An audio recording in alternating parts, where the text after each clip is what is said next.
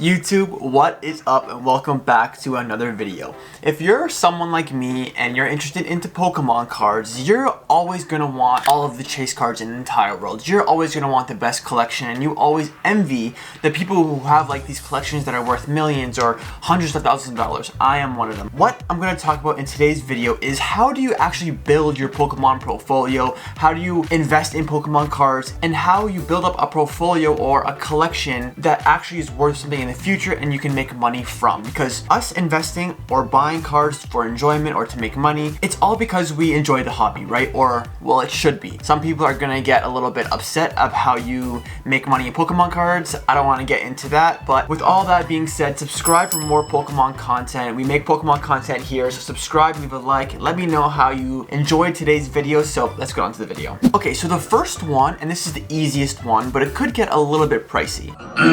The first one is buying sealed product. And the reason why I say buy sealed product, and I know if you're new to Pokemon, it's going to be very hard to buy sealed product and not open it.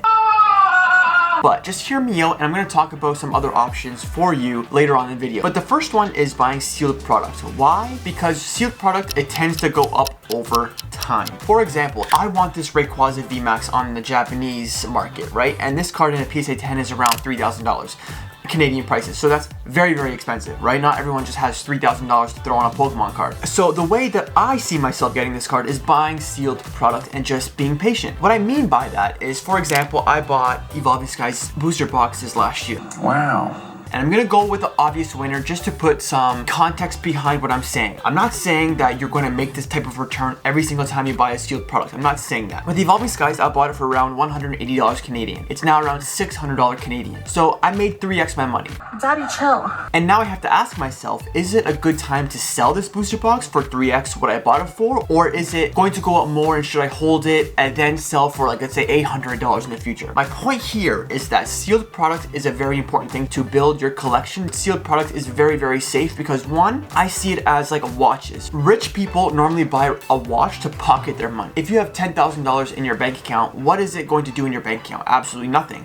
So some people will buy like assets like a watch, for example, to pocket that money into a watch to hold its value, hopefully, or it's gonna go up. So it's the same thing with Pokemon cards, right? I buy Killing Rain, I buy Fusion Strike, I buy Evolving Skies, I buy all of these sets to pocket my money because I think sealed products from very good sets, as just mentioned, I think they're all good sets, and I see it as just pocketing my money. I think a lot of people buy watches for this exact reason. So if this is making sense, I want to know your comments in the comments on what you guys think about this, because this is the way I see it. So to sum everything up, in my opinion, sealed product is a very safe thing to pocket your money in, and if you buy the right sets, you are going to make a good amount of money. And then once you've made that money, you have to determine for yourself if it's a good opportunity to sell, to buy a card that you want, or to buy a new booster box you want. Once it goes up, it gives you opportunity to sell and to buy things that you actually want, or you can reinvest it into another set, and then that goes up and you make more money and it compounds. Hope that makes sense, and let me know in the comments how you guys feel about this way to build your collection. This is a way that's going to take a little bit more time, but I think it's a very safe option and a good option to pocket your money and a good option to build your collection in the long term.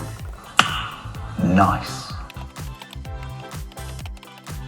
So the next way to build your collection as fast as possible is buying singles and not opening product. What the hell is even that? A huge mistake that I see new collectors make is they are buying booster boxes and collection boxes and then all of these packs to open, hoping to get the chase card, right? Odds are you are not going to get the chase card. Can you pull the chase card? 110%. We all know that already. But the odds are not in your favor and you're more likely to lose money. If you open booster boxes, you're taking a massive risk because you're not guaranteed an alternate art, let alone. And for example, I'm just going to use Silver Tempest as an example. The Lugia. If you want a Lugia in your collection, odds are, even if you open 3 booster boxes, you can get lucky and pull it. But if you don't pull it, you're out $600 because it's around $190 plus tax in Canadian prices. And you're going to be very upset with yourself.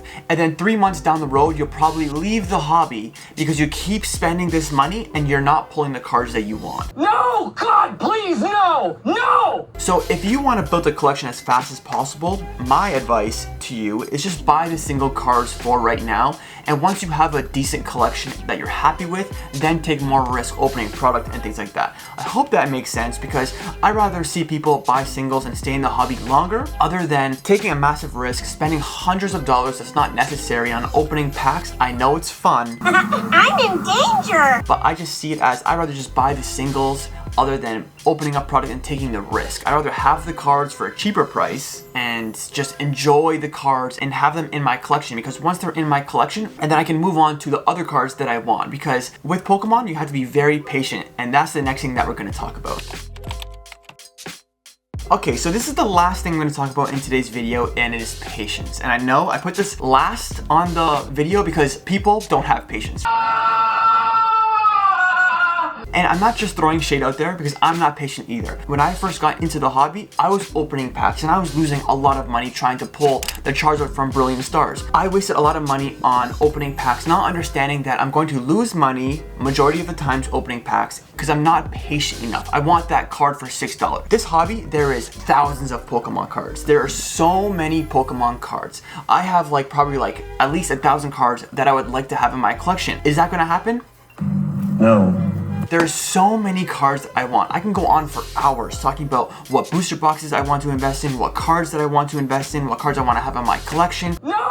God, please, no! No! It's a very, very expensive hobby if you want to collect everything, especially Charizard and things like that, but I'm not going to get into that. The reason why I say patience is because there are so many things to collect. If you buy sealed product and if you buy things from the single market, you're going to have a lot more money to buy the things that you actually want. And two, to be smarter with your decisions. And if you're new to the hobby, you're probably opening up a lot of packs. My advice to you is just have some patience because prices, they will go down. A thing that I see a lot of collectors do, and is a massive mistake in my opinion, is when a set just comes out, they buy the cards that they want.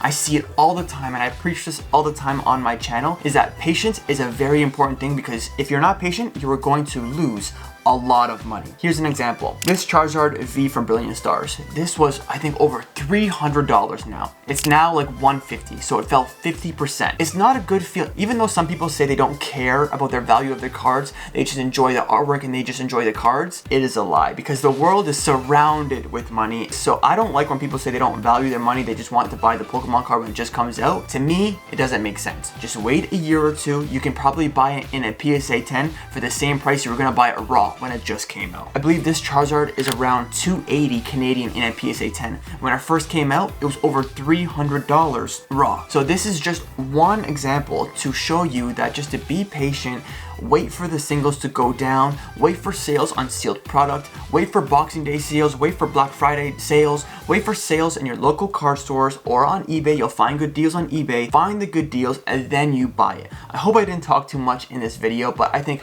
all of these 3 points, patience, buying singles, and buying sealed product, are very, very important things when you're first getting into the hobby, or even if you're already deep into the hobby. If you're 2 years in the hobby, these are 3 important things to pay attention to build your portfolio, to build your collection goals, because everything is expensive.